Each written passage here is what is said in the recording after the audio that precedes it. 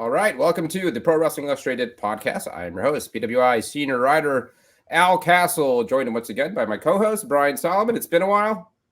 It has. Happy to be here. Sorry I had to miss the last one, but a lot of things You happening. missed a doozy.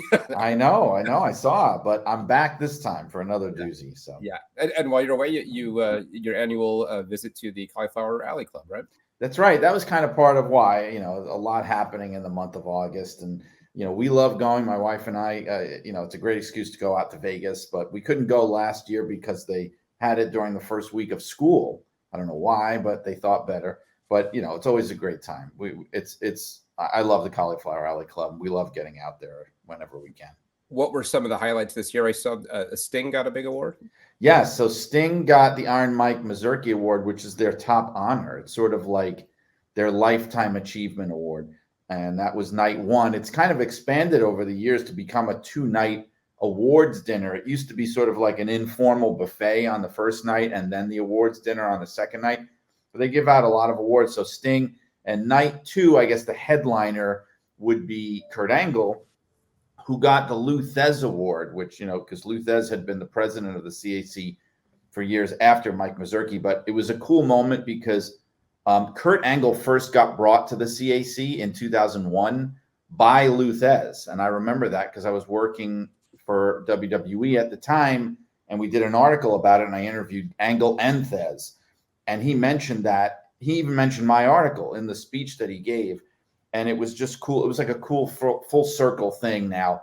23 years later, Kurt is now the retired legend of the business, getting this award named after Thesz. So, that was a highlight.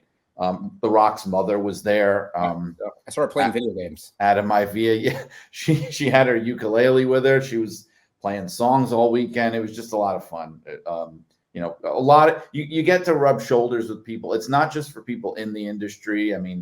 These days it's much more open.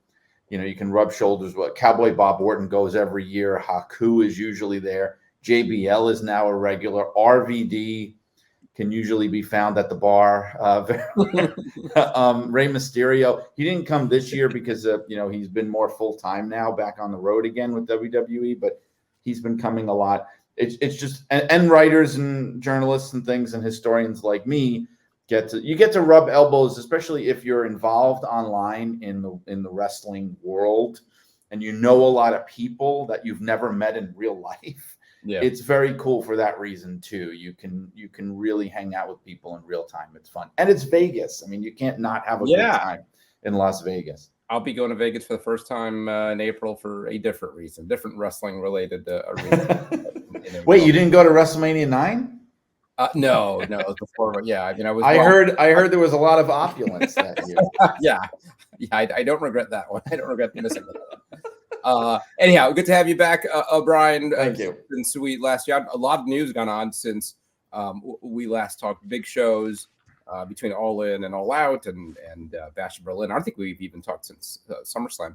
But obviously, some news breaking this week that trumps all of that, and that is the release of the PWI 500, the, I think, 34th annual edition. And to that end, our guest, Big Dustin Wilson, is joining us. Not only, so he's got some history with the PWI 500. Not only was he the 500th ranked wrestler, it was last year, 2023?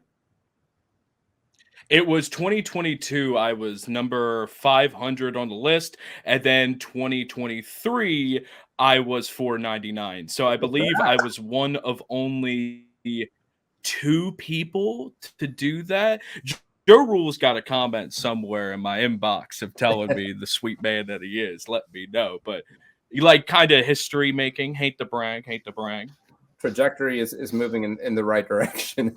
So by that math, you've got 498 years to go before you hit that number one spot. I'm sure Brian and we'll see. I feel like I'm hopefully I'll hit my prime soon.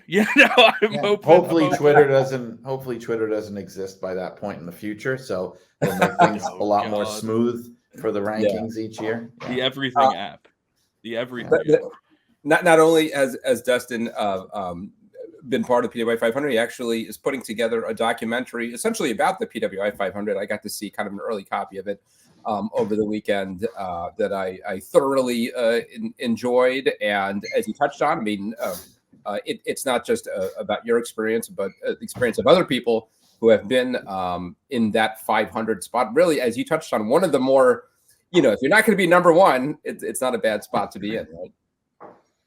It's I mean, everyone that I had talked to when I first got on the list was like, oh, nobody cares about like well, that's very rude to say, but like 500, that is like the last number you see when you go to the last page on the magazine. You get the picture, you get the person, and it's also filled with a lot of weird wrestlers, and I think Kevin in the Kevin the big guy, Our put boss. it best when he said not shticky, but something around the realms of like a more gimmicky choice, Yes.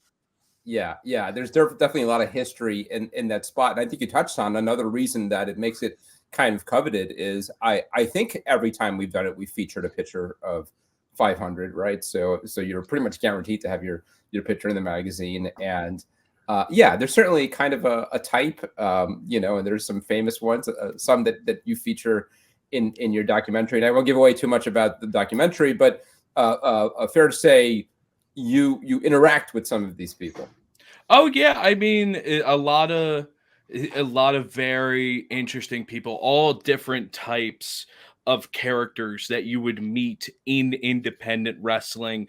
Not to spoil too much, but some of the good, some of the bad. Just when you're traveling and you're working as an independent person, you're gonna encounter all these different people, and it's just that was my favorite thing about making it was the interactions that I had with those people and asking them what 500 meant to them. Also because it kind of helped with my journey as a artist and on a certain level as opposed to other people. Like, how am I supposed to feel getting on the list with all these other people, Yeah.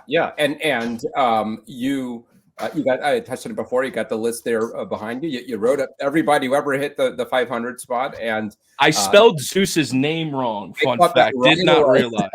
Yeah. Watching the doc, I was like, oh, you spelled the name wrong. Yeah. But you corrected it later in I did. We did. Zeus was probably the hardest to work with. Won't lie. He's a little touchy feely, a little stiff, but we managed to ring him. Yeah. But a lot of fun. It's called Being 500. And what's sort of the timeline of when people will be able to see it? We're looking at a release date, possibly around September 17th on Perfectly Okay Productions, my new channel I'm going to be producing. If I was to do a small pitch for it, it is about talking to these people that got that spot and got that opportunity on such a prestigious list. But it's also about the smaller stories that I feel like a lot of things that inspired this film don't really get to talk about a lot. There's levels to this game of independent wrestling. And as someone who, not to degrade myself, kind of on the lower level, I feel like my story doesn't really get to be told, and the tragedy and the hardships and the real trying to make it yourself, make it work yourself. There's a lot of twists and turns, and I'm really excited for people to see it. Yeah. I mean, even the 500 stuff aside, I mean, that my takeaway was it was like a love letter to the independents, and on, as you touched on, there's the independents like a Game Changer or a CCW that's kind of on another level, and then I was in New Jersey last weekend in I forget the town, but a cute little small town. and in the windows of one of the shops is like the poster of like the local wrestling show coming up at the VFW.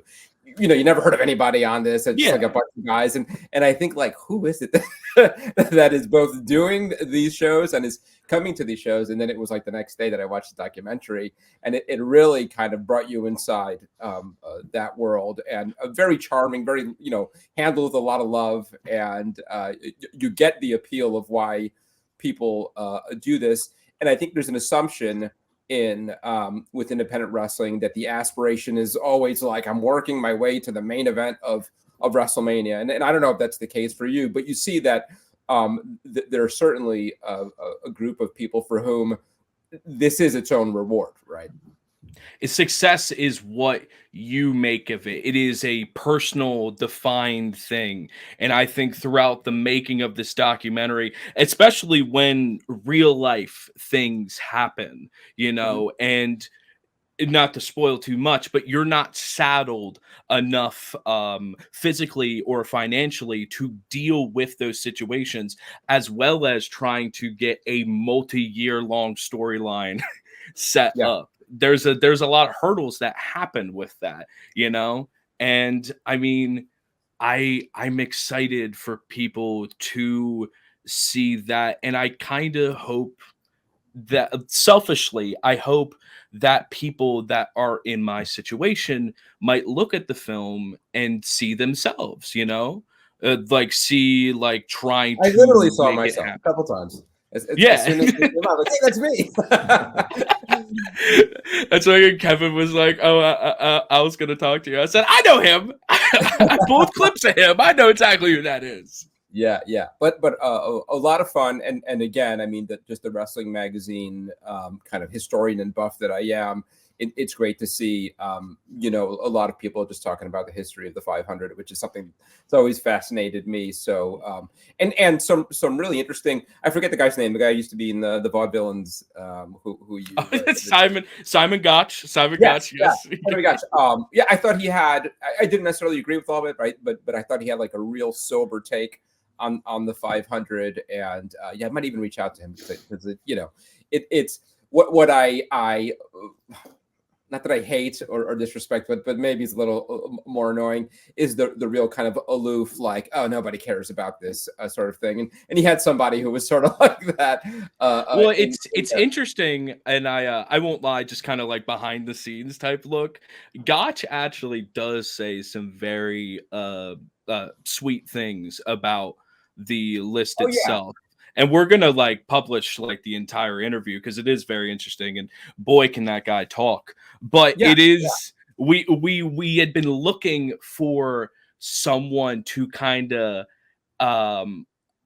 capitalize on that kind of hatred towards the PWI list that we see every single year. I'm sure you guys get filled with emails and inboxes, you know, but when we saw him at a show and we were filming an interview with Puff, who was a previous 500 person, he was like, "Hey, what are you guys doing? You guys talk about the PWI? I could talk about the PWI." So we just sat in front of him, rolled. Yeah, he was really good. And he had criticism, and I think it was a valid criticism. I don't agree with everything that he said, but I think it was, certainly appreciate perspective, and I think it was totally sober. And kind of the big takeaway is, you know, you shouldn't let it define you, you know, one way or the other. I mean, if you're on it, be proud of being on it. That's great. If you're not on it, don't think you're any kind of a failure or anything like that. So again, I mean, I just encourage everybody to go check out the documentary. And before we wrap up here, you could give folks more information on how they can do it. But to plug something myself, I got to plug the PWI 500 just dropped yesterday. I don't have the paper, the actual magazine, but I've got, let's see if I can find a picture of there's the cover. And yes, Cody Rhodes, our number one ranked wrestler. We are going to talk all about it. If you want to check it out, go over to pwi-online.com. You can be reading it right now on your phone, the digital edition, or your tablet, your computer, what have you. And before long, also have it mailed to you. So you have the actual magazine copy in your mailbox. We've got these bundle deals where you could get both, and either way, a big discount off the cover price. this is the big one. This is the one we work all year towards. Certainly one of our real kind of tentpole issues. And we get into the kind of the ranking season now. I just started work on the women's 250, and before long we've got the tag team list. But the 500 is certainly the one with all the history, the one that makes news. I mean, I certainly think it's the biggest thing we do all year, the heaviest lift, and something we're really proud of. Want to share it with you. We'll talk some about it here, but if you really want to dig into it, you should go and get the magazine. And really, it's the kind of thing that, no exaggeration, for years and even decades later, you'll go back and you'll flip through, and then really it's kind of a snapshot in time of what was going on in wrestling that year. So, cliche, but if you buy only one issue each year, I would think this would be the one. So head on over to PWI-online.com. So let's talk about it. Starting at 500, we're going to work our way. We're going to do the books on tape version. I'm going to go from 500 down to the number one. But no, we'll go through the top 10, talk a little bit about a little bit more, obviously, about the number one choice and how we got there. And anything else. We'll talk a little bit about the number 500 spot. But let me work my way to number 10, kind of a countdown. We won't go that much into each of these now, but we'll get back to them. So at number 10, this is kind of an interesting one, returning to the top 10 for the first time in something like 17 years, Mystico, who I think PWI, not to pat ourselves on the back too much, this was before I was at the magazine, but helped put, PWI helped put on the map in part because he did rank so high in a couple of 500 issues back in the early 2000s. Now, after kind of a big detour in his career, is back to being the hottest thing in Mexico and is in the number 10 spot. At number 9, Gunther, the reigning world heavyweight champion in WWE. Notably, his world title win came just after the evaluation period, so it actually didn't factor to his ranking. He could have been even higher were it not for that. But a little peek behind the curtain, an early version of the top 10 he was not on.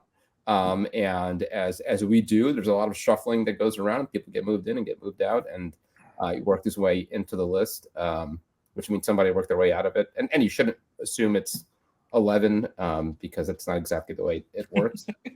Number 8, Jon Moxley. He's been kind of a mainstay of the top 10 for a number of years.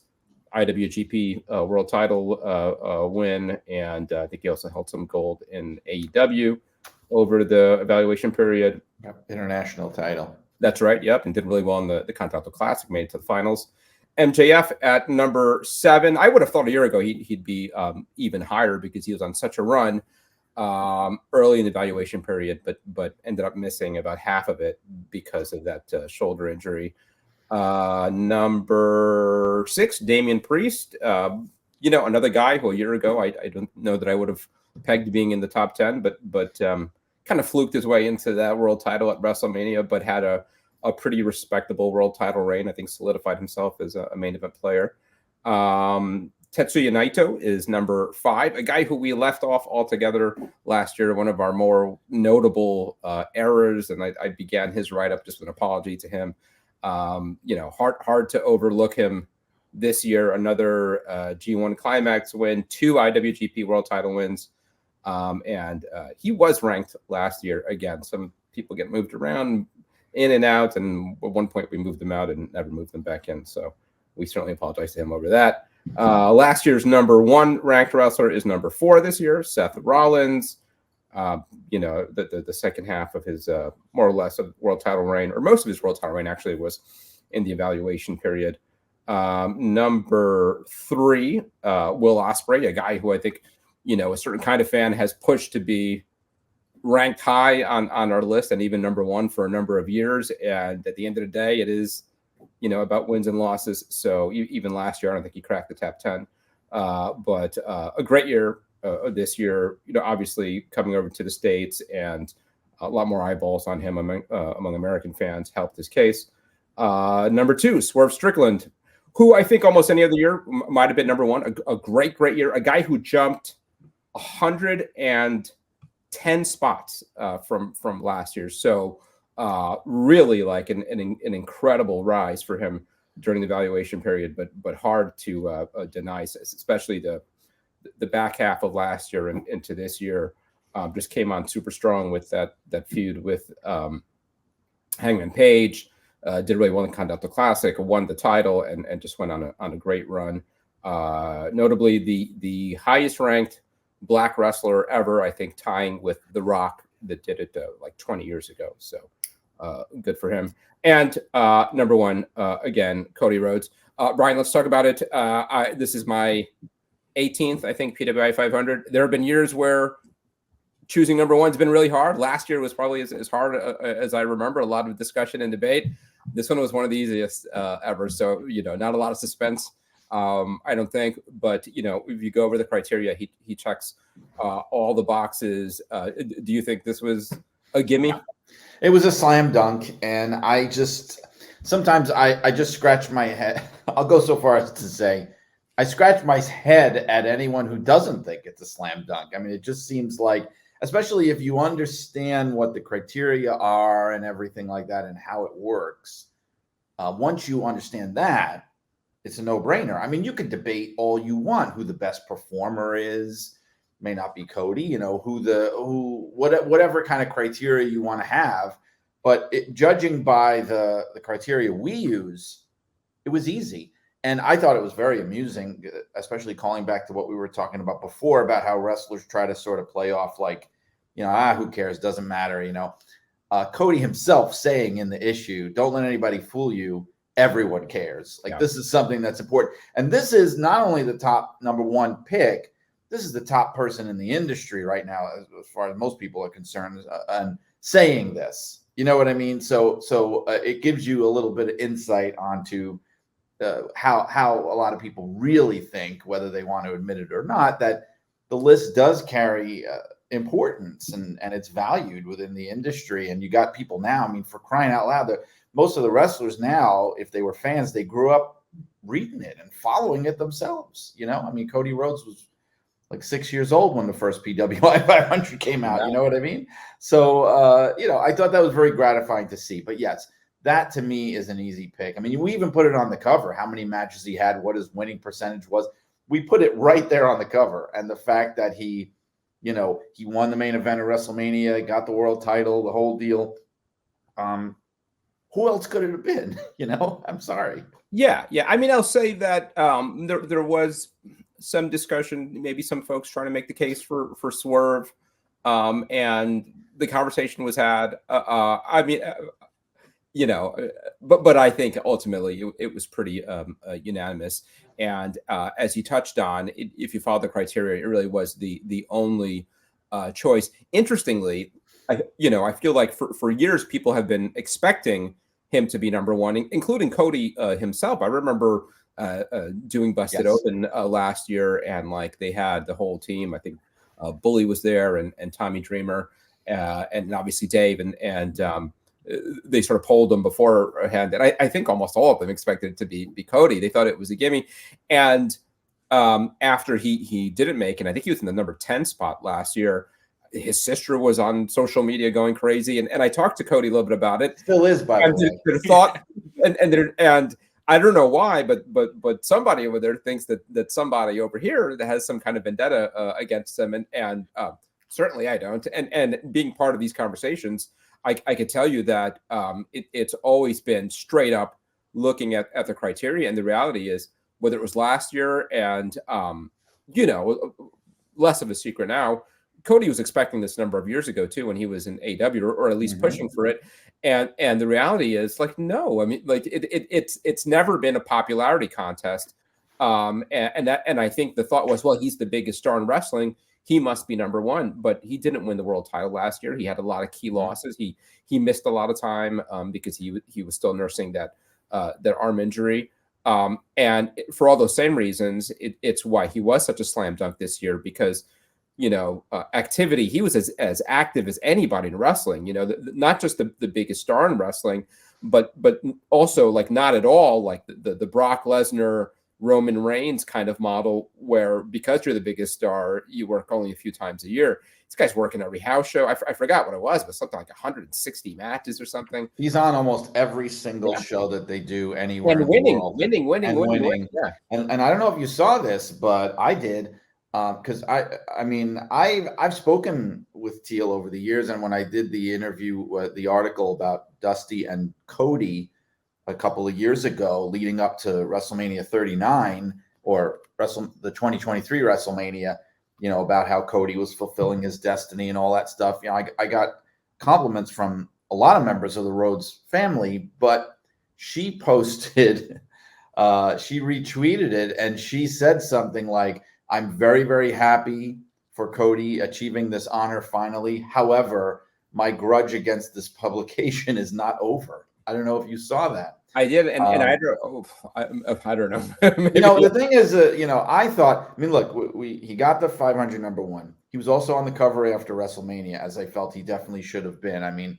If we're the magazine of record, you got to have the guy that won the title at WrestleMania go on the cover, that kind of thing. And plus the article I did from a couple of years ago, which put, him over to the moon. Not to mention the fact, if you want to go back in your history, Bill Apter was probably the world's number one Dusty Rhodes fan. Dusty Rhodes and Mil Mascaras were like, he was on more covers than probably anybody except Hulk Hogan back in the day. Yeah. You gotta cut us a little slack here. I interviewed Cody for the feature, and we talked about all this, and he told me about growing up. His dad would tell him that he was on the cover more than anybody other than, I think, Mil Mascaras is what he said. Well, those were Bill's two favorite guys. Yeah. And he talked about, the thought that, and I'm paraphrasing somewhat, but that what's kept him out of the spot, he has thought over the years is somebody at PWI wanting to cancel him. And I'm in the dark about who this might be or what this alleged vendetta is. But look, it ain't me. It's not me. I bet it's Kevin. It's not me. I bet it's Kevin. It's gotta be Kevin. I know you called Kevin. You called Kevin useless in your in the documentary, which I got to. Yes. There's something to it. I kid. Maybe it's Matt Brock. I think Matt Brock has the vendetta. Maybe, yeah. A lot of history there. Because Matt Brock didn't really like his dad, so maybe that was the part of the reason. Who knows? But again, a little peek behind the curtain of the discussion and the meetings that go into this. It was clear, and a year ago, I think, if you're going 100% on like what would sell magazines or what have you, sure, we would have loved to have Cody there a year ago when he was a real big star. But the numbers weren't there. They are very much there this year.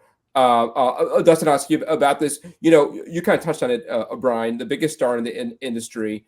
And, I think it's a real testament to how WWE is really clicking right now, because this is sort of the way it should be, right? I was thinking about analogies, and I grew up in the Bronx.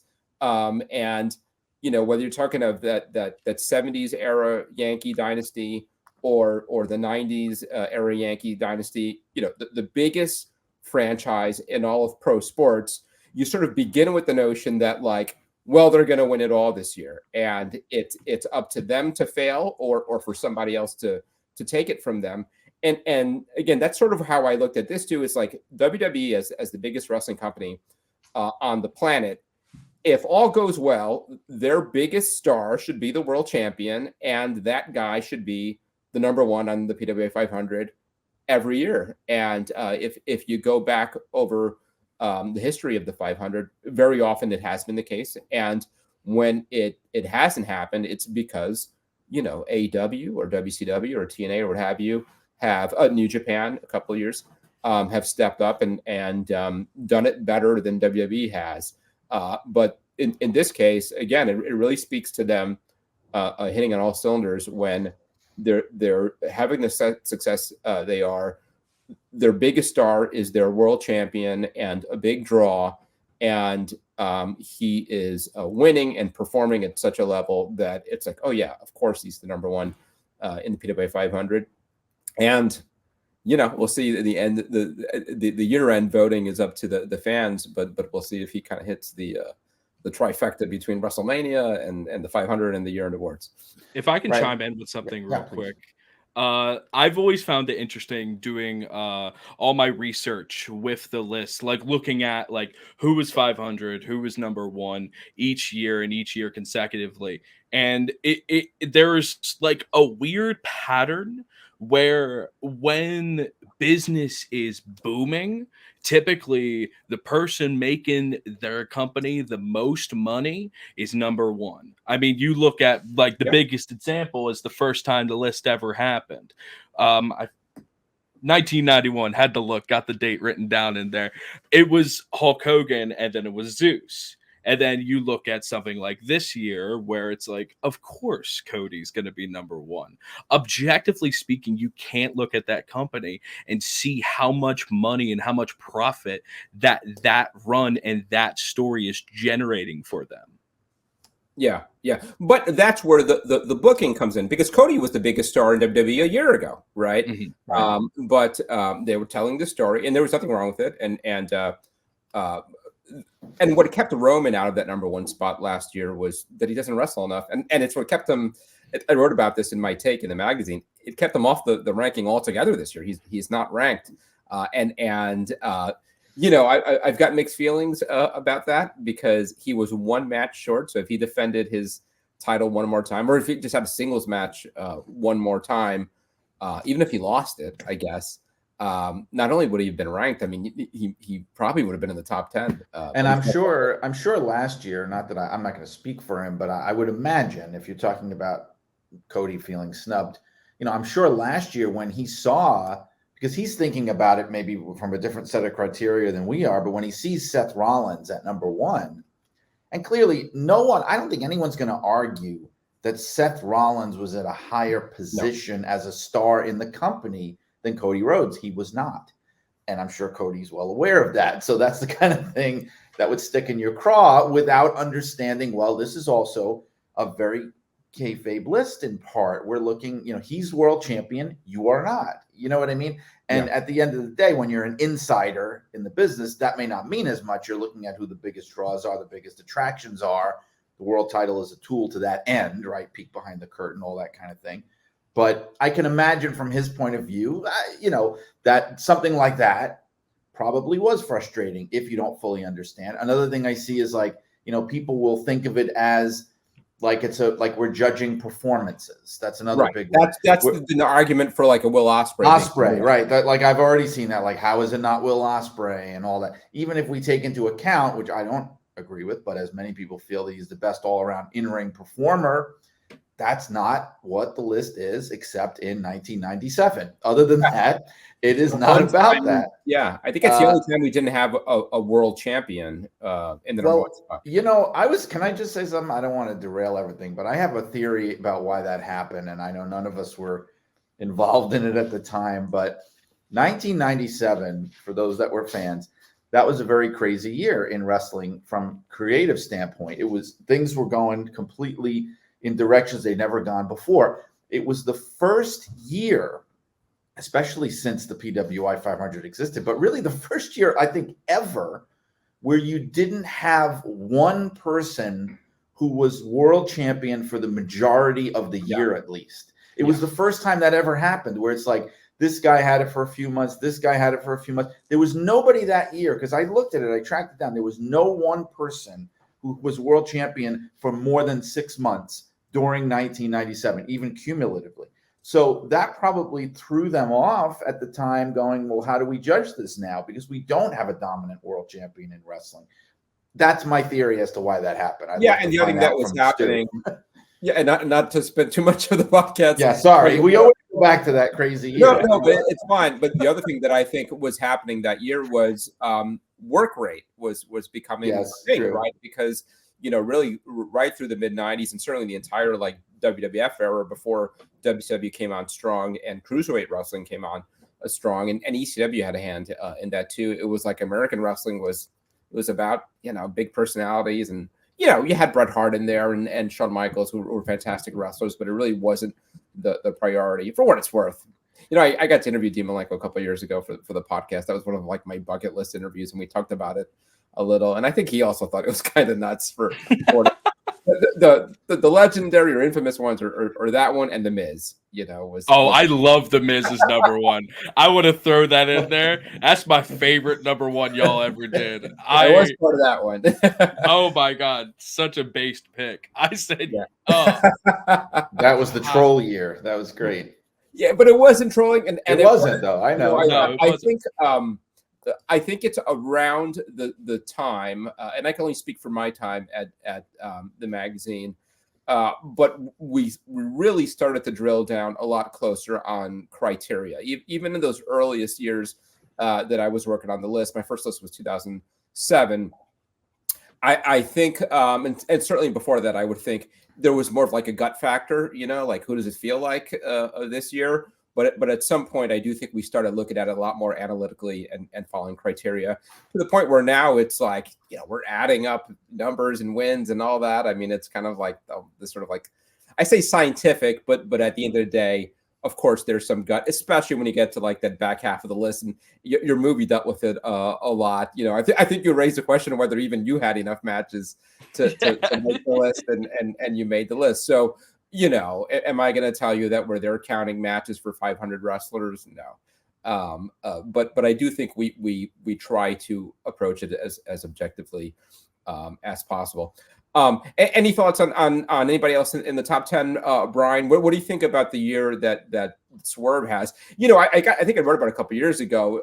Obviously, 34 years in, it'd be great to have had a black number one wrestler on the PWI 500. He came as close as anybody, and I think any other year, were not for this incredible year that Cody had.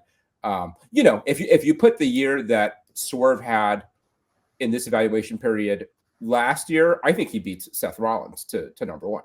Well, he was a star on the rise in 2024 for sure. Also, keep in mind, Samoa Joe had that title for a nice chunk of the evaluation period. MJF did for the first half of the evaluation period, right? Am I wrong? Yeah, just about. So, I think it's a very respectable spot to be number two. I don't think there's anything wrong with that. I think it's very deserving.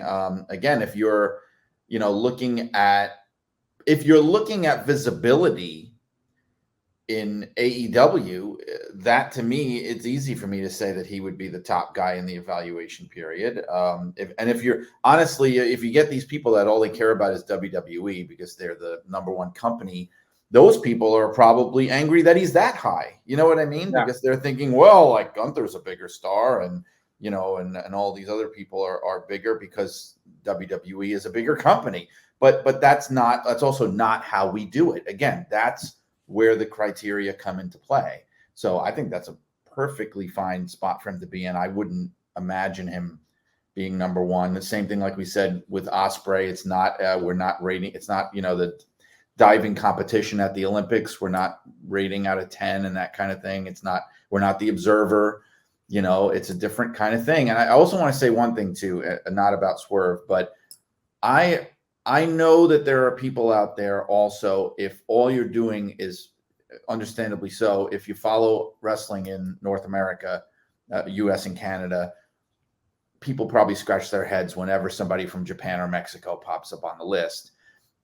That's not, and this is me, I will take the brunt of this. That's not an us problem. That's a you problem because because you're not following it doesn't mean it's not important. And the list, we try to make the list as global as possible, but without going too far. Clearly, there is a bias towards wrestling in the United States and Canada. Of course there is. That's where our magazine's based. That's where most of our readership is based. But just the fact even of having Naito at number 5, let's say, or Mystico at number 10, that is us really trying to be more global and more inclusive of wrestling throughout the world. And I think, honestly, if we were being fully, truly global, for crying out loud, probably half the list would be people in Mexico and Japan. You know what I mean? So that's us trying to be a little more outside the bubble of U.S. and Canada. And so I firmly stand by those choices. I agree. And the reality is, and I think it's always been this way, to crack the top 10, if you're outside of the United States, it takes a real special performance. It's not just like you're the top guy in New Japan, because Sonata was the champion for probably the first half of the evaluation period, and a part maybe of last year's evaluation period, he never made the top 10. Naito, again, I forget how many G1 Climax wins this is for him, 2 IWGP title reigns in the same evaluation period. So he had, absolutely a great year. Same for Mystico, who it is not a and understanding there's a cultural difference here, but he is not the world heavyweight champion of a major promotion in Mexico, not in AAA or CMLL, but he is the top star there. So you talked about Ospreay, us not just looking at something like what a great wrestler you are, but it is worth something, right? Because it's part of it. He's number 3 and didn't hold a world title. He's higher ranked on the list than several wrestlers who did hold a world title over the evaluation period. He did not, but I think we can recognize he is a special performer who really had a great year. And I think really what his calling card was that got him so hard were those great performances that he had, 5-star match after 5-star match. Now we could quibble about what's the value of that, but it really was a special year for him. Yeah, and I mean, like, look, our first year in '91, it went to Hulk Hogan, and I mean, we could debate all. I think it's unfair to say that he was not a great worker, but he's not the work rate champion, not even by a long shot. Even his greatest admirers wouldn't have called him that. And not to mention the fact that '91, he was already not even really in his best years anymore, or coming to the end of it. If we were following those criteria, it would have been like Misawa at number 1 that year, or like Benoit in Japan or something. You know what I mean? It would have been. That's just, again, the Ultimate Warrior.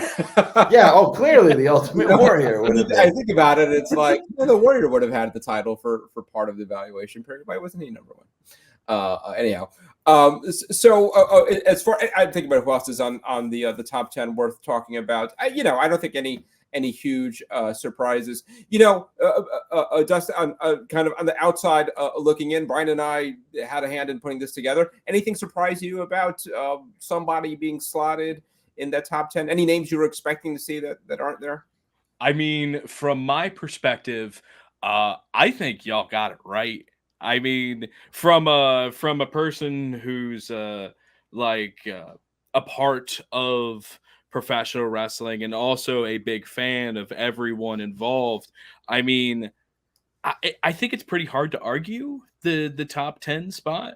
I mean, I think y'all got it right. I mean, I probably wouldn't have put anyone there. I probably would have put myself at number 1. I did send Kevin the $60. I don't know if it went through in time. That reminds me of something, and I don't know if it was Simon. I guess it was Simon who said this. That is one thing I'll quibble with. And I don't know anything about no $35, but he talked about how, like, this is the way you do. You'd send your $35 and you're 8x10 or whatever, and you get on the list. Certainly not in my time at the magazine am I aware of any kind of like pay for play kind of thing there.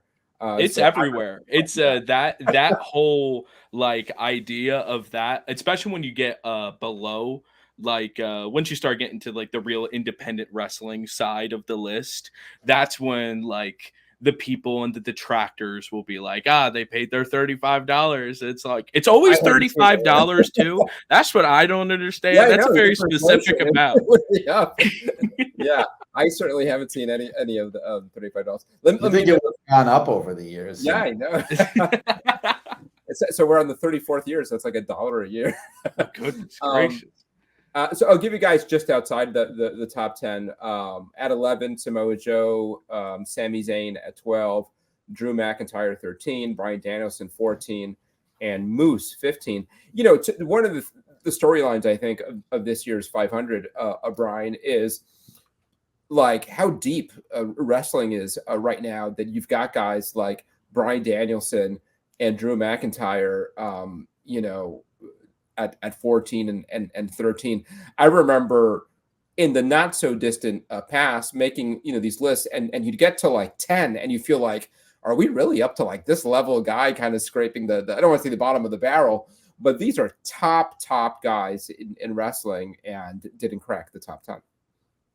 Yeah, it speaks to how well the business is doing. It speaks to the level of opportunities that are out there, the spots and things. I think I would venture to say what you're talking about happening in the past is also due to the fact that I don't think there was as much opportunity. I don't think there were as many spots for people to really shine as there is today. And so I think that's part of it. And that's a good thing. And again, you have to be broad-minded about the business. You can't just be someone that only cares about one company or even two companies. You have to really look at it like a sport, which is how we think of it as we approach this thing. Like you're ranking the 500, top boxers in the world. That really was the original thinking behind this whole thing, is to really, it was part of the sports-like approach of Pro Wrestling Illustrated. And you can't lose sight of that. Yeah.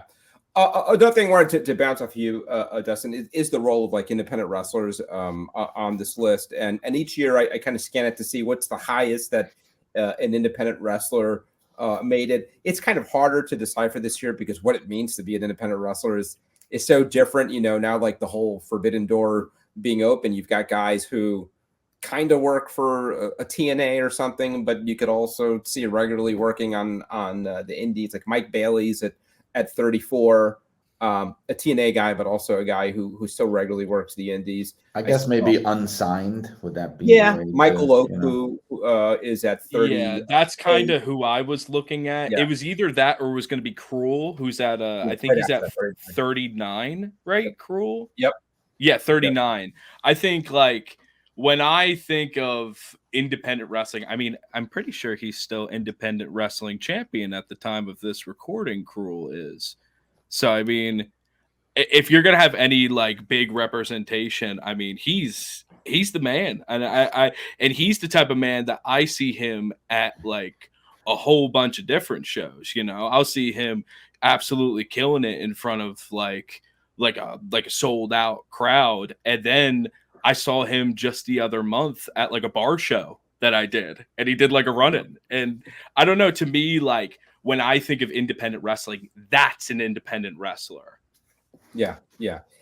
Aside of again, sort of the novelty of being 500, what is, and Simon Gotch talked about it in your video, how seriously do wrestlers take their ranking? How heartbreaking can it be if you're on it one year and then not on it the next year? I mean, does it suggest something's going wrong in your career? I mean, give us some insight about what that number next to your name means for an independent wrestler. I mean, as I said earlier, I think success is what you define you define that. That is a self-driven thing.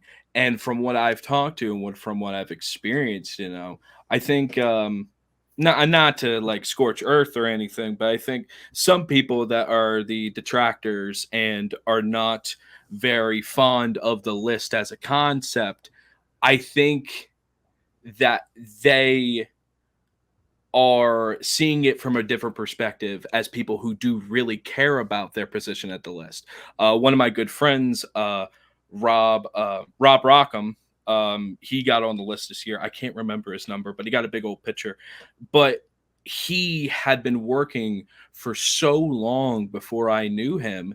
And then the year that I got on a list, he got 496. And that meant the world to him, because that means that Pro Wrestling Illustrated, as something that's more legacy media, people who have done all these amazing interviews, seeing your name in there as like an independent wrestler who will do like a show, a couple hundred people, but sometimes you're doing a show in front of like 5.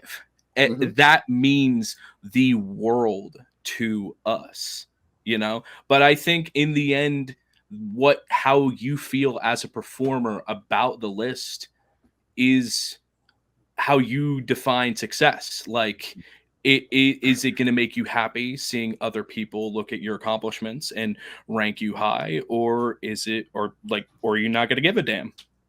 Yeah, I think the one thing you not that you'd want, but could be rewarding is not just making the list, but if you make it again the next year, or if you take a year off, that you're moving in the right direction, right? I mean, and I put together the top 10 every year, and one of my assignments and put together the top 10 is tracking the path to whatever, path to number one, path to number two. And I just pulled up swerves, and first appear on the list in 2013 at 435. Next year, 340. Year after that, 340 again. Next year, 258. Next year, 227, 221. Dips down to 246, 191, 185, 82. Dips down to 112, and then 2. And so, again, if you like put it on a graph, and you look back on it, it's like it's sort of the story of your wrestling career. Is I started here and look at my climb, and I think that would be rewarding. I mean, I'll point out like the big one from my perspective when it comes to independent wrestling. Darius Carter, I mean, has made an incredible climb up the list. I believe he's at 156. Like in this, right? What was that? He was in your movie, right? Oh, yes. Yeah. We had a little portion with him because, I mean, how couldn't I? I mean, when it comes to East Coast wrestling, he's the top dog. He's the big bad guy. And when you look at his trajectory of how he's climbed in the list, I think he dropped to like 15 spots this year. But I mean, this year, this evaluation period was absolutely insane. So the fact that he is able to maintain that, I only see people like that who are driven, who want to be seen and want to be noticed. They're just going to keep working and keep getting higher and higher. Yeah. Brian, how much, if any, I could ask myself this too, but guilt do you have when you hear wrestler, any given year, there's going to be people who don't make the list. Sometimes it is an affirmative decision that you didn't do enough to break the list. Sometimes there are omissions. There are tens of thousands, if not hundreds of thousands of wrestlers in the world. And to think that we're not going to miss something is just unrealistic. But, watching Dustin's movie, I was affected by people, talking about like, I worked really hard on so-and-so year and didn't make it, or was ranked at this number beneath this guy. I remember, again, doing Busted Open last year and talking about the list, and Tommy Dreamer making the case kind of for himself and how much he hustled over the year leading up to that, and surprised to not see himself on the list. So, is that something you take to heart? Yeah, actually, I do. Especially if you're talking about guilt, especially the people that we leave out by mistake. I always feel bad about that. I mean, I still feel bad about Cash Wheeler. And the reason was that last year or the year before? Last year, Naito was the bad one. So I think the reason, too, I felt especially bad about Cash Wheeler is, from my understanding of those guys, they're pretty old school in their mentality. And they really do care about things like this. Like, they have that appreciation of wrestling history. They consider themselves to be like the inheritors of the Andersons and Anderson and Blanchard and those, and Demolition they took their names from, and those kind of great tag teams of the past. So I have to imagine that probably hurt a little bit. And I do feel bad when that happens. Well, I'll say one thing about that one, and I don't remember what the year was, but it might have been intentional, in that we now have the tag team list, and but Dax was on the list. Was he? Well, yeah, that it was 2022. I remember specifically because everybody was saying, I guess Big Dust is no longer 500. And I was like, you guys are taking this from me. There's no way. Yeah, right. Everybody gets bumped one spot. But it's and it's one of the reasons that we created the tag team list. And this was a priority for me that I've been pushing for years, was because it's so fraught. Like, how do you rank tag teams? And inevitably it's like, well, we'll put this guy here, and then we'll like skip a spot or two, and then we'll put his partner or something like that. I think it's like that in the movie. And look, he's not entirely wrong. So I think having a tag team list where you acknowledge that this is almost its own kind of art form, and it's separate, and you get to I've got some ideas now for the tag team list that I think might be some surprising in terms of like who I would think it would be at the top, and the wrestlers that might not crack the 200 in the singles list, but are real tag team specialists. So related to that, the other discussion that comes up every year, and I think our colleague Kristen writes about it in her take, is the role of women on the 500. And I think she pointed out that there were fewer women this year, certainly than last year, and maybe in a few years. And on one hand, I think you could look at that and say that's a bad thing. On the other hand, it could speak to, and I think she touches on this, women's wrestling as its own thing, growing in significance and becoming deeper, and to the point that there is a parity between the women's 250 and the 500. It's not less than, it's equivalent essentially. Do you have feelings about whether the discussion always comes up? Should it be a men's exclusive list, Brian? Well, I know that's the debate, right? And the thinking was that if we didn't do that, then we'd have to alter the criteria, change the way we judge things. I mean, what it comes down to is to be a woman, as we've said, to make the list as a woman, you have to be wrestling men, because you have to be wrestling other people who are ranked on the list. That's essentially, I guess, the idea behind it. I just think if you combine the two, let's say. Now, I know I've brought up that idea in the past of having a combined 500 and getting rid of the women's list entirely. But I have to acknowledge, if you do that, there's a lot of indie guys that are going to be booted off. There's a lot less opportunity for those people. And what we discovered, I guess, even was that a lot of the female talent did not like that idea. They actually prefer having their own list. So, I mean, I guess maybe status quo is the way to go on that.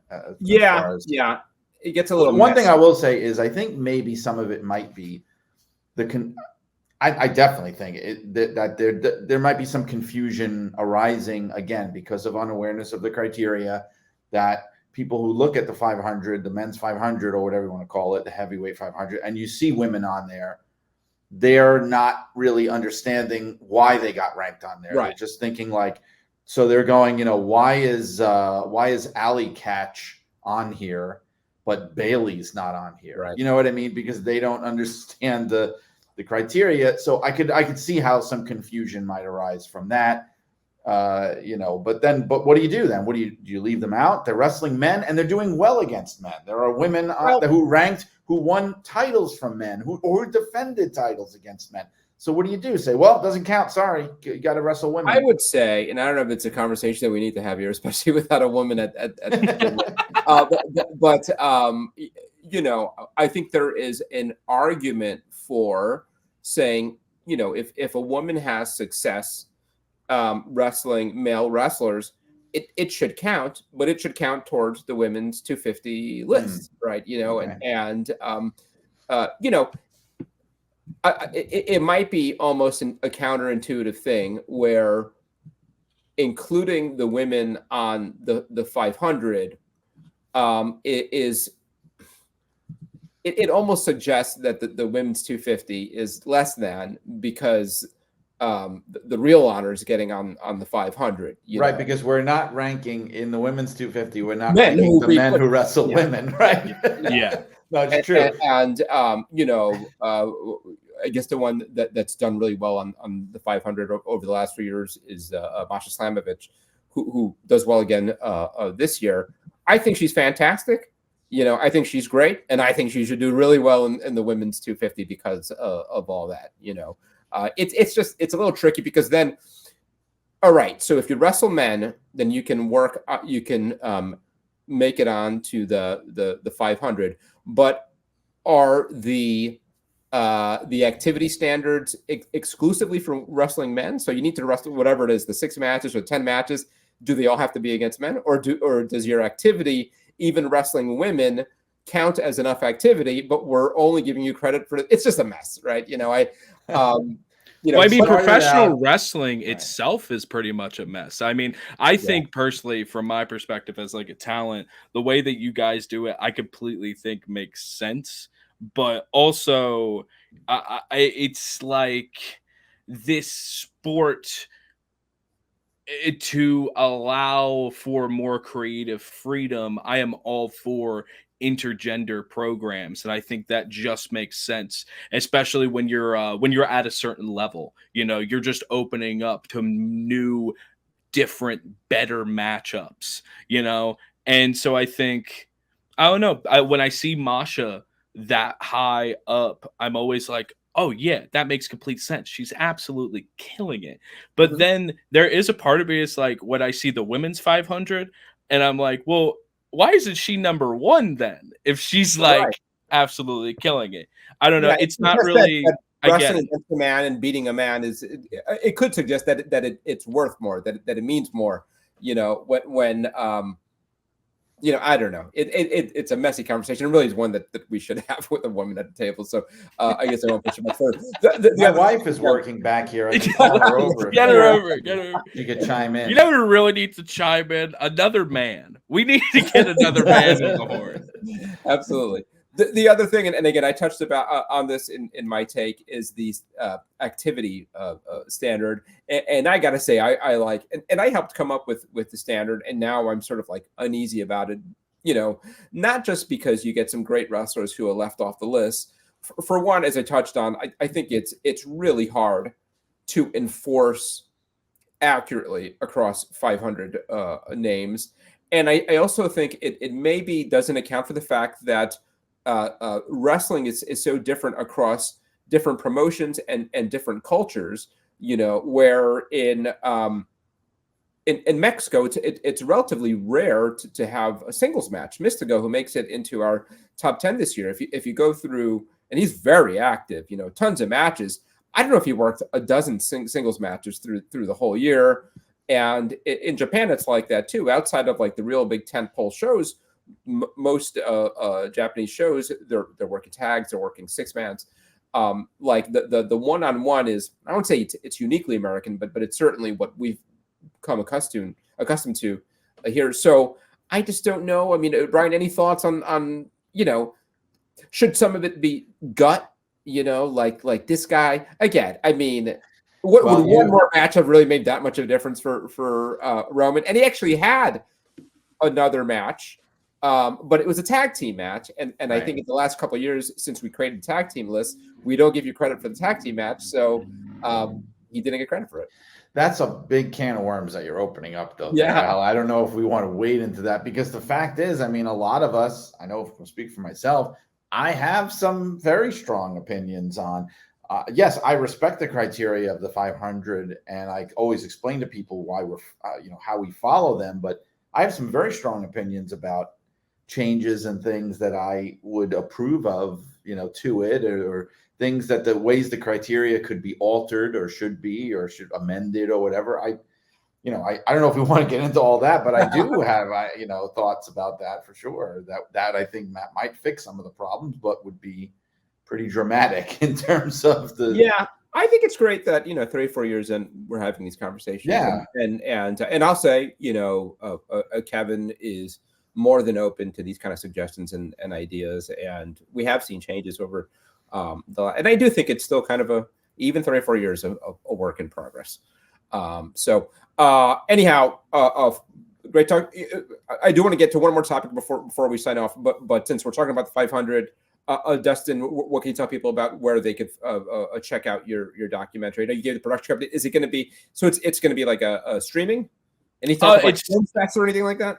No, nothing yet. Well, I'm looking into a couple of those options, but honestly, it's just going straight to YouTube. Not to put that down, I think I want as many people to see this story as possible. It's going to Perfectly Okay Productions on YouTube, Being 500, the independent wrestling story. And that's where you can check it out. You can subscribe there. We got a Patreon you can start up, because we're funding a couple of extra things, possibly some other wrestling related documentaries. We will see. We got a couple in the pipeline right now, but yeah, September 17th being 500, Perfectly Okay Productions. Please check it out. Excellent. And again, check out the PWI 500 at pwi-online.com. Brian, like I said, a lot of news gone on over the last month, but one thing I know we're not going to be able to cover all of it, but one thing I did want to talk about was Sid. We lost another wrestling legend in the last couple of weeks. Caught a lot of people by surprise.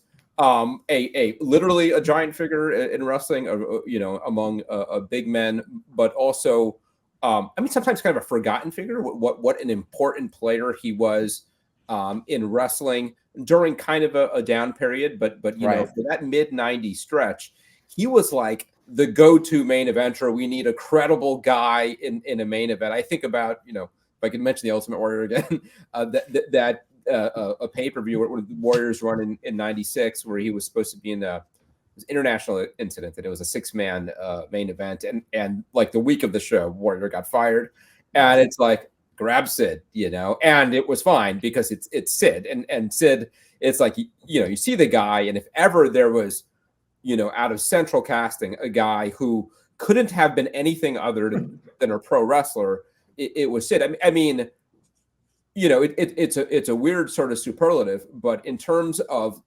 having the look, maybe the greatest look of any pro wrestler ever. Yes, and he had, so many flirtations with being the top guy, whatever you want to call it, over the years. He was one of those guys who,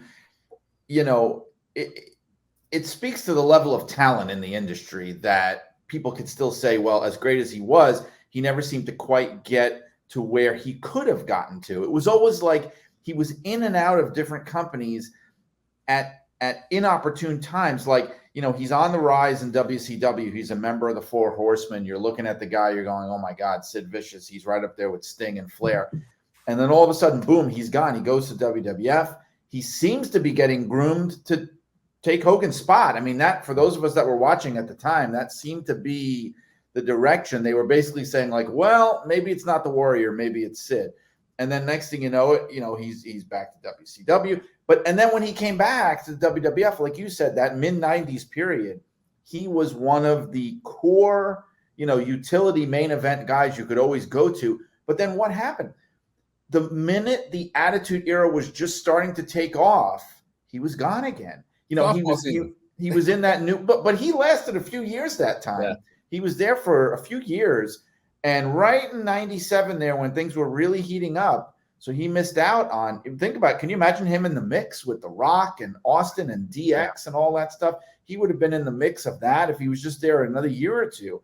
But it just goes to show you that how much talent there was. And I want to say, because he's one of those guys where it always baffles me, not always, but in some cases, these people that get dinged for not being great by people that I feel like don't have any idea what they're talking about. Like, because he was a guy over the years that people would say he's terrible. And I'm going like, are we watching the same thing? Are you like, what's your criteria?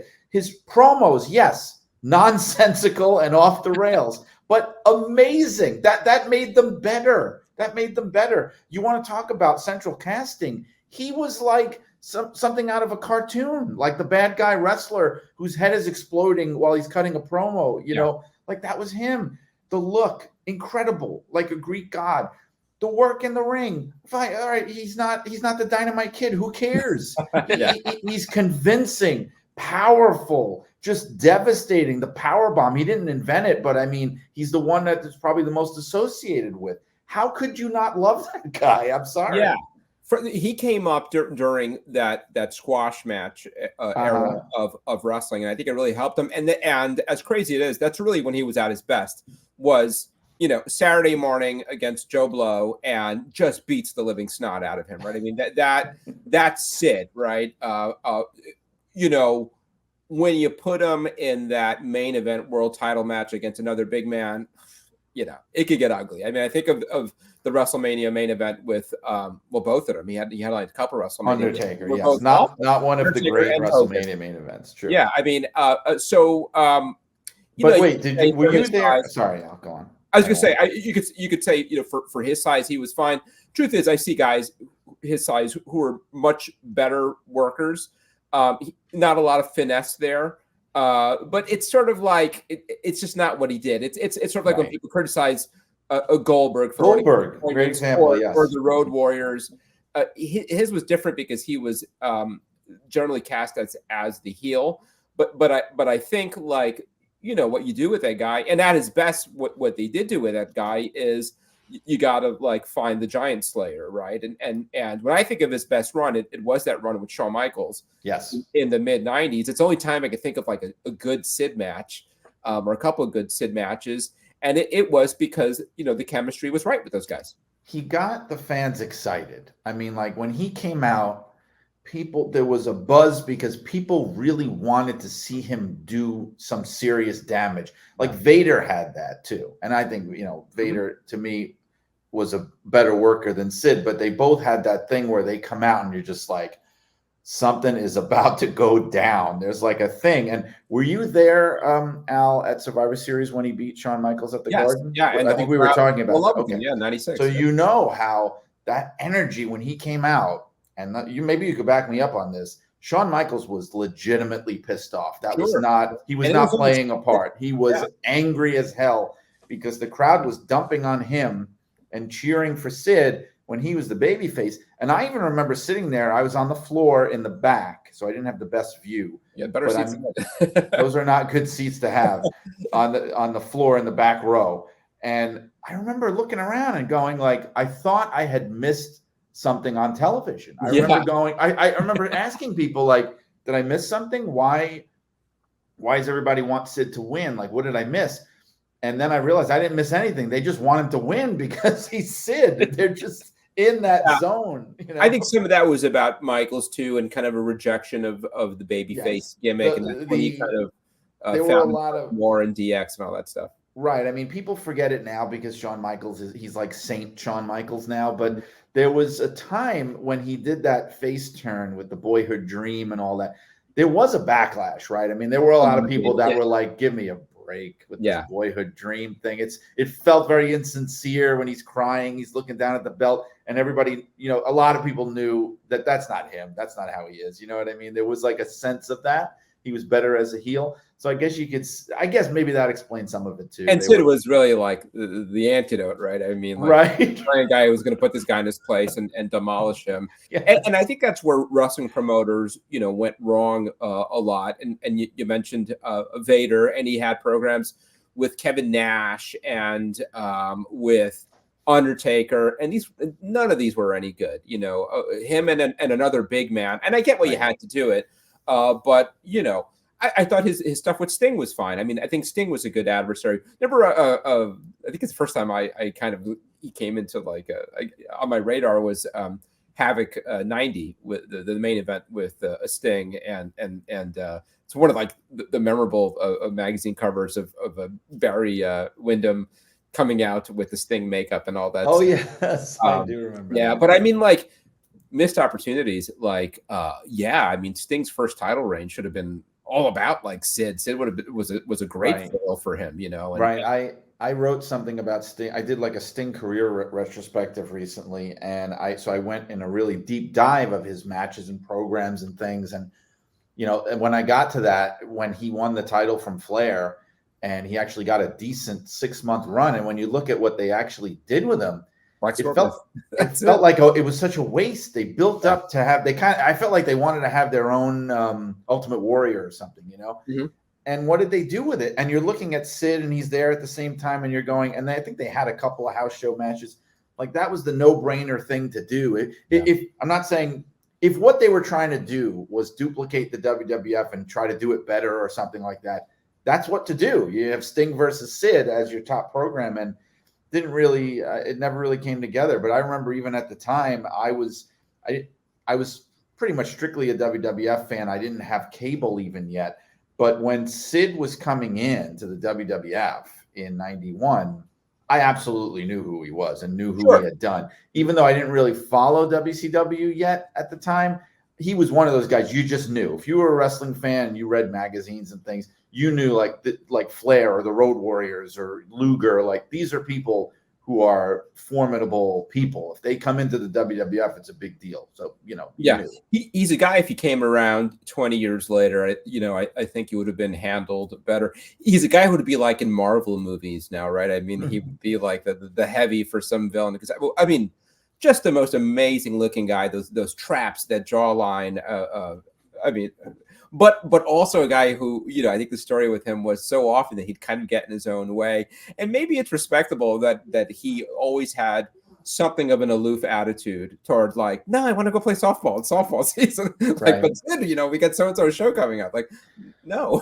Well, he's in that category of guys who, Luger's in that category, Goldberg's in that category, where it's people who, they didn't really come up in the business. They weren't really necessarily fans. They were people who had an incredibly great physique or great look, where the wrestling business came calling for them. Yeah.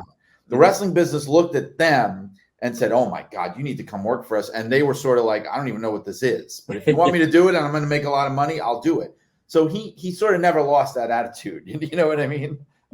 Sort of, if I can chime in with something. Yeah, please. I'd love to get your I saw on Twitter, like the other day, like apparently Sid was doing like a Lord Humongous gimmick, like on the indies, like in like a show that he ran, and he would just do like wear like Mad Max-esque stuff. Yeah.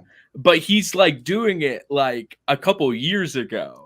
And there's a part of me that always finds it interesting when people, I'll say, like, kind of disrespect him and say like, oh, he wasn't a fan of wrestling just because he didn't get in. And it's like, I don't know. I think he was just a person who knew his perceived worth, It's like, what is going to be worth my time? And something's also very funny to me, that when he had that freedom that you get on the independent scene, he's like, I'm going to dress up like a giant monster and do a bunch of silly indie matches. And to that end, I mean, there's always the discussion, and it's going to come up again now, like, what a shame that he didn't get into the Hall of Fame, and maybe they do it posthumously now or what have you. But I think when you look at the great wrestlers who were omissions in WWE Hall of Fame, and there are fewer of them now because, they've done, Triple H in particular has done a good job of kind of bringing these people back in the fold and letting them in.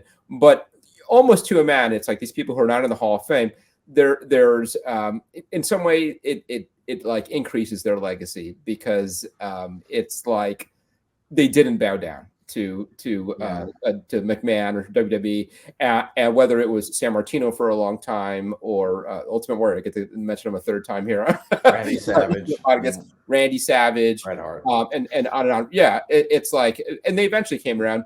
And I don't know what kind of reaching out there was. I guess he touched on it not long before he died, and thought that maybe there would be more of an opportunity now with Triple H running things. It's a weird omission for sure. I think he's the only. He absolutely fits the bill, right? I mean, he's the only former WWF. He's the only WWF World Champion. Him and Ivan Koloff, I believe, of the 20th century that are not in. And with Koloff, it's because of the lawsuit that he was involved with, which I think they should still let bygones be bygones. The man is dead, but he was involved in one of those CTE lawsuits. I have no idea what the reason for Sid. It feels like there have been so many worse offenders as far as pissing off Vince McMahon than Sid. Why in the world would it not happen? It's a strange thing to me.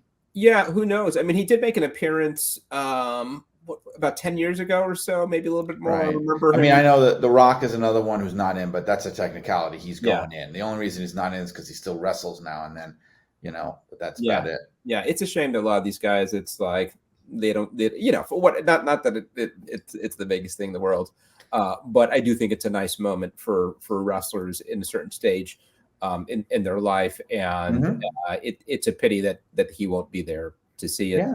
Hopefully they do it anyway, and I'm sure it'll be a nice thing for. Would be nice if they did it this year. And like I always say, you can make fun of it all you want. People like to knock the WWE Hall of Fame. It's not real, blah, blah, blah, blah, blah. those guys care. The men and women, they care when they get in. It means something to them. And if it means something to them or their families posthumously, then it's important. Bottom line. And it's really about that night more than anything, being back in an arena full of fans who chanting your name, who remember you, wearing your T-shirts, that kind of stuff. And in many cases, it might be 10, 20, 30 years since you've been in front of that kind of audience. So from one night to have that again, I know I remember having the conversation with Bruno Sammartino years before he was inducted, and he's like, "Oh, I don't care." And I remember telling him, like, no, I think you would love it. I mean, I think you'd be really touched by it. And I was happy to be there when it finally happened. So, a tragedy. Certainly, we send our condolences to the UD family. All right. Thank you so much. Before we head out, Dustin, anything you want to promote in the way of social media, or any bookings, anything that people could see you? Oh, brother, I'm dried up. Everybody's gonna stop wanting to book me after this film comes out. I tell you that. No, I got Perfectly Okay Productions, my new little production company with a lot of people that I've been dying to work with for the longest time. Please go subscribe, go check that out, give us some love. Being 500, a professional wrestling documentary, comes out next week on the 17th. It is free on YouTube. Maybe I should push that. You do not have to pay for this film or anything like that. You can see it in its entirety right on YouTube. And just please, it is my life's work. Please, for the love of God, go see it. And more importantly, thank you guys for having me on. I had an absolute blast. Yes, thumbs up for me to the doc. And Brian, you got always a lot of stuff going on. Before we started recording here, you're telling me that it's kind of getting crunch time for the book, the Gorilla Monsoon book. It's crunch time, right? We're recording this on September 11th. The manuscript is due on the 30th. So and it's coming down to the wire. I just want to say I'm still writing it. I've got a little bit left to go. I believe I will finish it in time. Of course, the book is Irresistible Force, The Life and Times of Gorilla Monsoon. And once I'm done with it, then the next, parts of the process go on. So the book will be out in October of 2025. But I also want to mention, too, something more immediate. I've been talking about it the past few times. I want to let people know about the Patreon that I've started, because I'm trying to build it's just getting off the ground, trying to build a good subscriber base. It's based on my podcast, Shut Up and Wrestle. So it's patreon.com/shutupandwrestle. And what I do is I record these audio commentaries for classic wrestling shows. And the most recent one I did, Al, you would love, is SummerSlam 91. The first WWE pay-per-view I went to, and the first wedding I went to. Yes. SummerSlam 91. That was a thrill to be able to relive it in real time. So I kind of talk you through it so you could play these commentaries while you watch the show. That's the idea. And I've done like about 5 or 6 by now. But if you go to patreon.com/shutupandwrestle and you subscribe to the commentaries tier, you get access to all of them. So were you there for that? No, but it was one of the first ones I ever watched on pay-per-view, because I didn't have, like I said, I didn't have cable. So I would go to see the WrestleManias on closed circuit in my neighborhood. And outside of that, I really didn't watch pay-per-views for the first few years, because I couldn't, until I realized my next door neighbor had cable and pay-per-view. So that year was when I really first started getting into pay-per-view. I went over their house to watch WrestleMania 7. And then a few months later, the next one was SummerSlam. And that was a big deal. That I had already been a fan, but that made me a much bigger fan, because I was only really watching the weekly television before that. That's really all I was watching. I didn't really get to see much pay-per-view until then. From 91 on, I was watching every single pay-per-view there was. Yeah. And pretty much the same for me. That was the first thing I was able to attend. And somewhere in a box here, I've got a salmon-colored SummerSlam 91 T-shirt that's probably worth as much as anything I've got in my wrestling collection. Yeah, because people, you always talk about when you were young and when you were a young fan, how it means so much more to you. And it's really true, because I remember that summer, man. I was it was right before my senior year of college. I was working at a summer camp, and it was me and a bunch of the people that were also wrestling fans. And the whole build, especially the Bret Hart and Mr. Perfect thing, that was what really got me. I was so excited to see Bret Hart getting that push because I was a big fan of him, even from the Hart Foundation. You could just tell how good he was. And so that was amazing. And the whole deal, I don't care what anybody says, the Randy Savage Elizabeth wedding, I was totally caught up in that. It was so cool. The match made in hell, like all that. The Ultimate Warrior reference. The jailhouse match. People don't talk enough about that. One of the greatest things ever with the Mountie going to jail in New York. I mean, it just felt like such a big deal that whole summer waiting for that show. And then it hit. It was a great time to be a fan.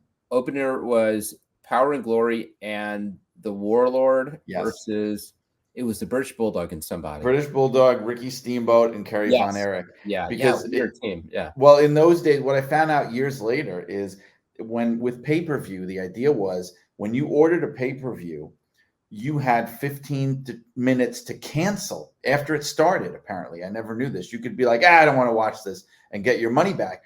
And so what they started doing, you loaded up. Like in the old days, they would always open a show with a nothing match, right? They didn't want to do that anymore. They started opening with huge star power, like to try to get people to stick around. So they had like these three guys who, maybe they weren't as big as they had been or whatever, but they were. British Bulldog was on the way up, and Steamboat and Kerry Von Erich had been big stars in wrestling. So it was like to sort of keep people from tuning out. Is what I found out. About that. I love Power and Glory. Yeah, I could have a whole discussion on those guys. One of the great opener. Yeah.